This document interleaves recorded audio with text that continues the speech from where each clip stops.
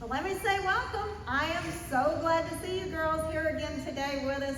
The group that is gathering here in this room, those groups that are gathering in other cities, and our Zoom groups, let me just say welcome. I'm so glad to have you with us today. And this week we took a look at Genesis chapter 27 and 28, very interesting, I thought, chapters. Very easily applicable to our day and our life. So let's just kind of dive in. Chapter 27, we saw it was about Isaac's blessing, wasn't it? And then chapter 28, we saw Jacob having a personal relationship with God. So both of these chapters are things that are very important to us, things that we want to know about. And don't you just love that word blessing? I love that word. I love thinking about a blessing. I love hearing that someone was blessed by something. And so I thought, do we really understand, though, when we hear that someone is going to bless someone else, or, oh, they were such a blessing to me? What does that really mean? What does that really look like? And it isn't the same thing that Isaac meant when he said he wanted to bless his son. So let's look at it. I put a definition on your handout. I hope you got a handout. It says a blessing is a wish of happiness pronounced. It is a solemn prophetic benediction in which happiness is desired, invoked, or foretold. Someone is speaking into the future, and I just love that. There's times when it's very important for us, if we are parents, to speak into the future of our children, to see something for them, look at their character, study them like we talked about in the study guide this week. Study their character, study how God put them together in such a way that we know how to speak into their future. And that's what Isaac is wanting to do here. He's wanting to bless his son.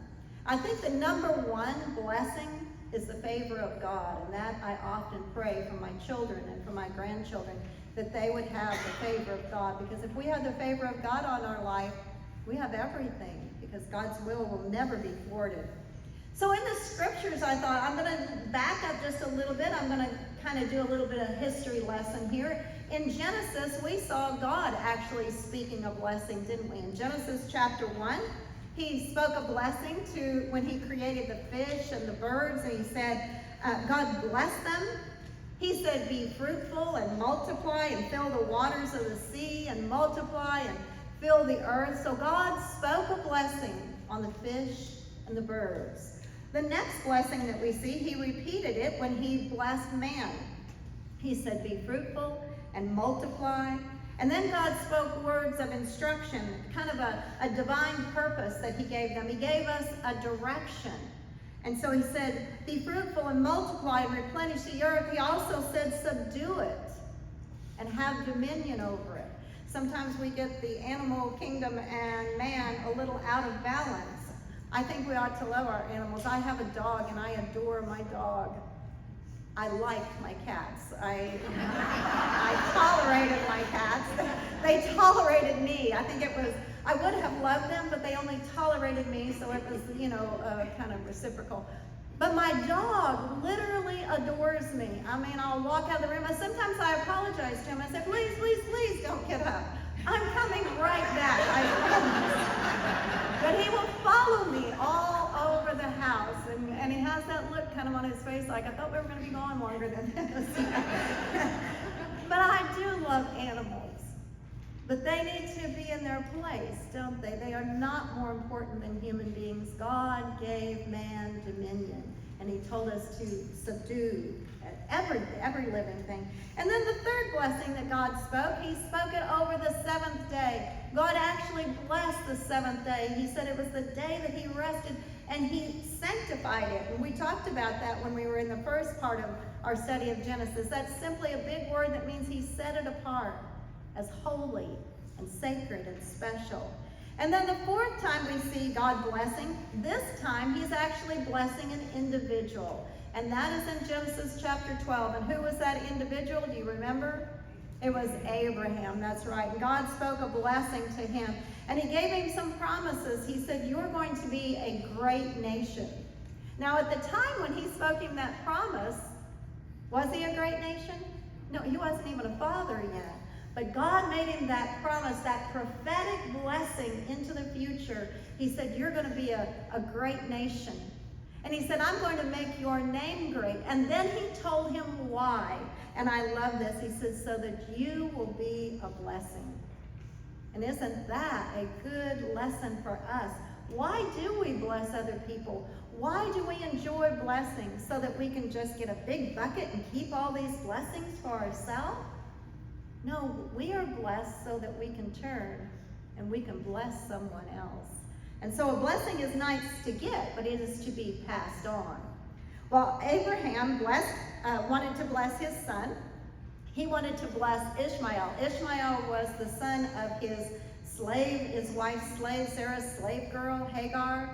And he thought, well, you know what? I want to bless my son. And God said, no, that's not who I want you to bless. He said, I want you to bless Isaac.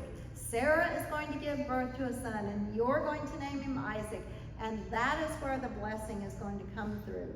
You are going to have an eternal, everlasting covenant that I'm going to extend through Isaac.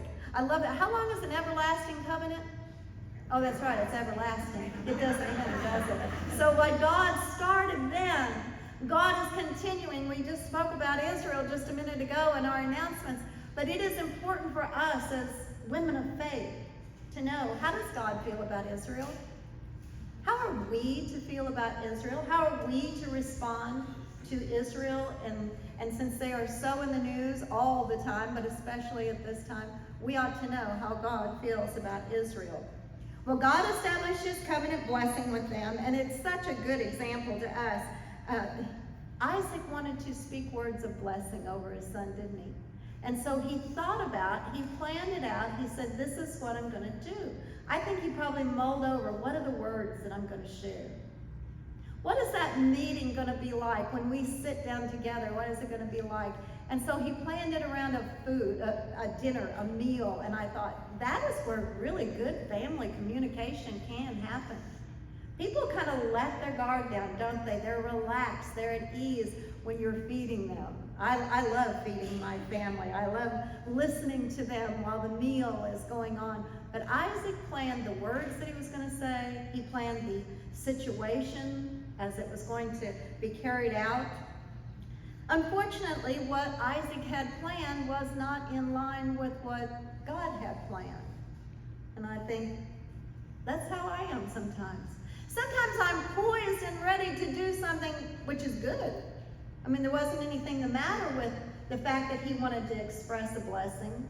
It is a good thing, but it wasn't according to God's plan. And so I wonder how often I get ahead of God, or I choose to do something good, but I haven't talked to God about it first.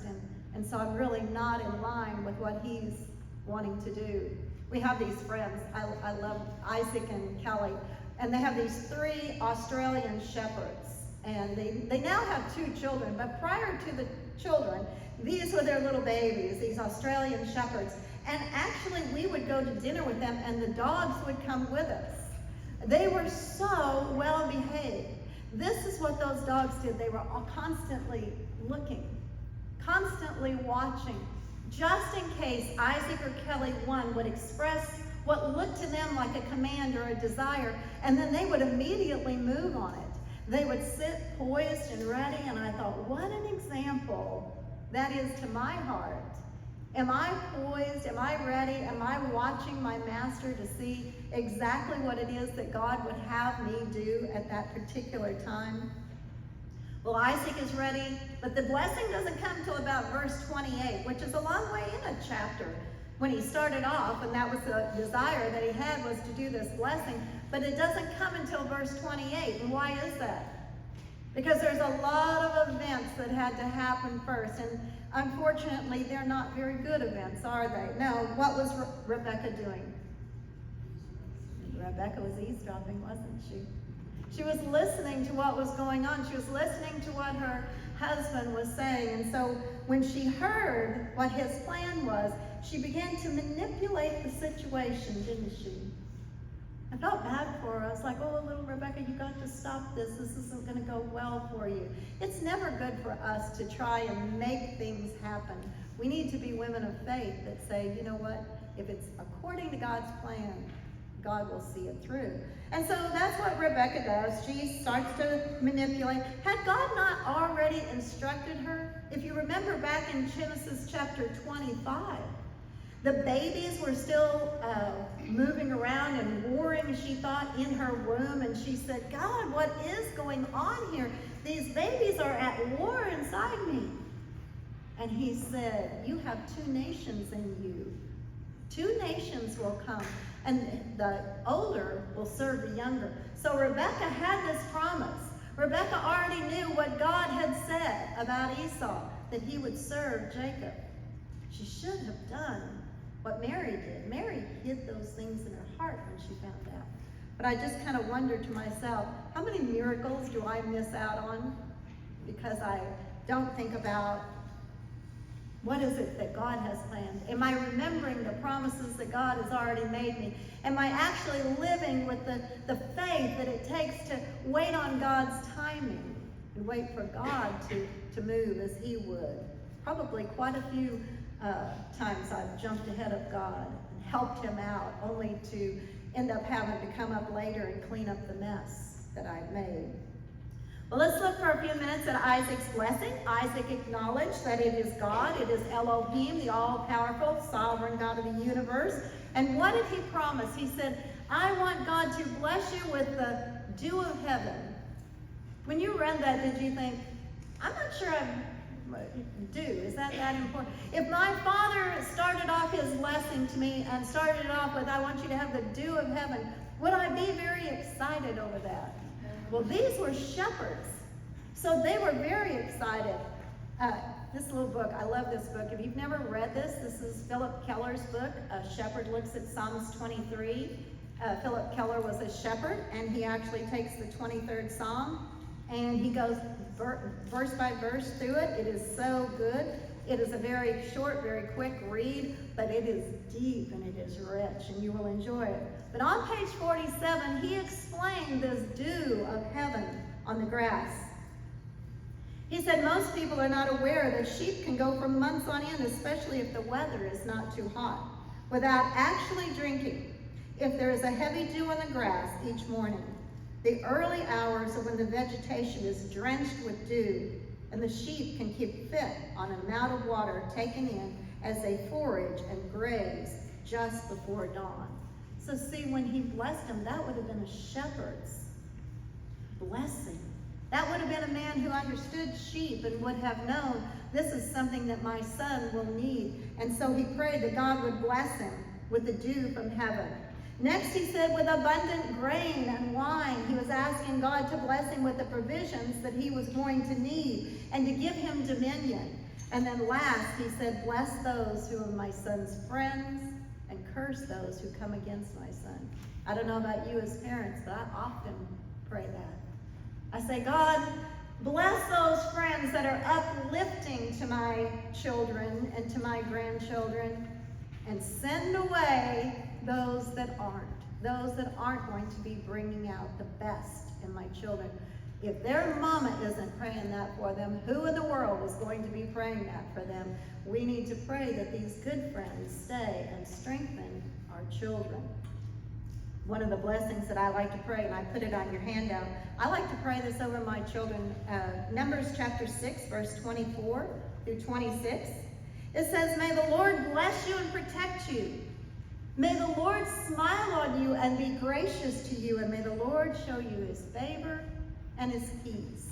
That is quite often the prayer that I pray over my children and those that I come in contact with. But you know, God's will be carried out, won't it? We're not going to thwart God's will. We're not going to get up one day and stumble, bumble around and do something, and God's going to go, oh, you messed up the whole thing. What am I going to do? No, there are consequences. There are, ripples that come out from that. There are circumstances that we might wish hadn't happened, but we are not going to thwart God's plan. You never have to worry about what God has planned. So the younger will indeed serve the older. That was God's plan. Now, I would not have wanted to be around just after this whole deception happened. I was thinking as I read it one more time, I would not want to be in the room getting ready to experience what was about to come down. The truth of the deception was going to come to light, and how was Esau going to face it? Esau was going to be very upset, wasn't he? Esau was very angry. Angie and I were talking about that this morning. It's difficult when your children are angry about something. Anger never works to our benefit. Now, there are some things that do rile us up, and God gave us emotions, but we need to know how to handle those emotions, how to handle the disappointments that come our way. Esau got so mad, he said, you know what? It's all your fault. You've cheated me once before, and to that I had to stop and say, wait a minute. Were you cheated? Or did you just really make a bad deal? You know, if I decide to sell my car and I say, you know, I'll trade it for $25, that's a bad deal.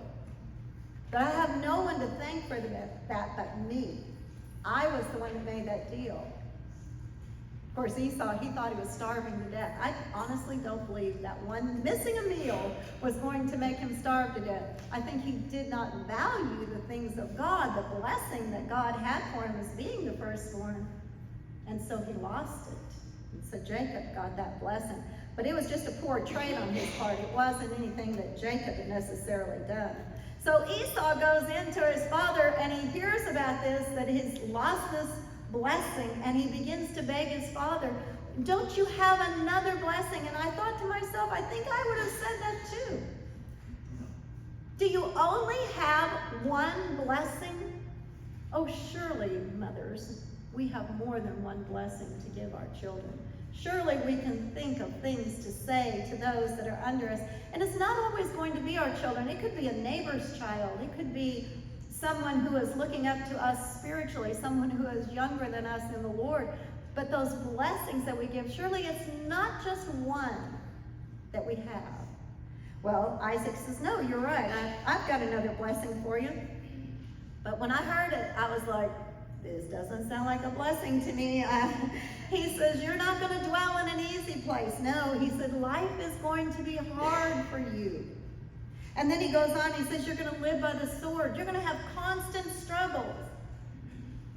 If I were Esau, I'd be going, let's get to the blessing part. And then he says, you're going to be a servant to your brother for many, many years. Still, Dad, I'm not seeing all the blessing in this. It really, to me, sounded much more like a curse than it did a blessing. And so Esau got angry over it, didn't he? And anger works like a cancer inside us. It just eats us up. Most times it's not doing anything to anybody else. It's just that bitterness growing in us, that root that's growing up, and it ends up hurting us so much more than it does anybody else. So one of the things I wrote down here, I said, you know, when our brain becomes angry, it begins to release these hormones that kind of kick in that fight or flight mentality. And we're not gracious, we're not kind. The rational part of our brain shuts off. We can't really think rationally. Oh, well, you know, sometimes I do cheat, or sometimes I do deceive. No, that part of our thinking is gone, and all we are is angry, and all we are is looking for a way to lash out. We need to stop that anger very, very quickly. The scripture tells us that we are not to give in to that. Pause for a moment. Begin to get a little bit of self-control. You know, self-control is one of the fruits of the Spirit. It's probably one of the hardest ones to allow to grow in us and to mature. But if we just pause for a moment when we're angry, if we just allow self-control just a little bit to come, if we begin to respond a little bit slower, not open the door and give Satan an opportunity to come in and have his way. No, we're going to respond, not react. We're going to choose to forgive. We're going to apologize quickly. You know, it's a very small coin, very thin coin that doesn't have two sides. Usually when you get angry about something, you had at least a part in it. We can find our part, we can apologize for that, and then we can allow God to work on that other person, because God has forgiven us so many things that if we extend that out, that is us blessing the world, right? God has blessed us with forgiveness. We need to extend that. So Rebecca, what does she do? She hears one more time someone is telling her what is about to happen. And so she hears about this plan that Esau wants to kill his brother. And if you remember, you were with us last semester in our study, Isaac loved Esau. Rebecca loved Jacob. We've already got some conflict going in this home, don't we? We have some sibling rivalry going there. So Rebecca initiates another plan. Again, I want to say, pump the brakes, Rebecca. You're fixing to make things worse instead of better. This is a good place where she could have stopped. And certainly we can stop and we can ask God, God, show me what I need to learn from this situation. God had answered her prayer, hadn't he? God had told her that the younger was going to be the ruler over the older son. She already knew she had a promise from God. But we have a lot of promises from God, don't we? God makes us promises all through his word. We are his children. We are his daughters. And so those promises, we need to remember them. She should have remembered that God had made her a promise. But she doesn't. She goes in, and what does she do? She begins to deceive her husband again. Not only that, this time she is leading her son into sin, just like she had done before. When we lead people into sin, there is no good thing that's going to come out of that. We need to be very careful over how we are leading other people. She cheated her other son. Esau was cheated by his own mother. That had to be a hurt for him to get over. And now what is she doing? She's manipulating things. I felt like that it's just not a good thing as a mother for us to get all riled up. We need to stay calm and allow God to work out the situation in our children's lives. Then in chapter 28, we see Rebecca's plan. She told Isaac, she said, I want my son to go up and marry amongst our relatives, these daughter-in-laws I have. I can't stand it. And it wasn't just a personality conflict. These were Hittite women who worshipped other gods. Nothing that would have been going on in their homes would have been similar to what Rebecca wanted for her sons. And so she makes this plan and says, go send Jacob up to my relatives. And so Jacob does. He gets up and he goes to Haran. And as he has gone on this trip, what does he have? He has a personal experience with God. And I just thought this is a valuable part of the lesson. Because it's a shame when we are relying on our grandmother's faith, or our mother's faith, or my husband's faith. No, we need to have a personal experience with God. So Jacob lays down, he has an experience with God, and he wakes up the next morning and he says, surely God was in this place, and I didn't even realize it.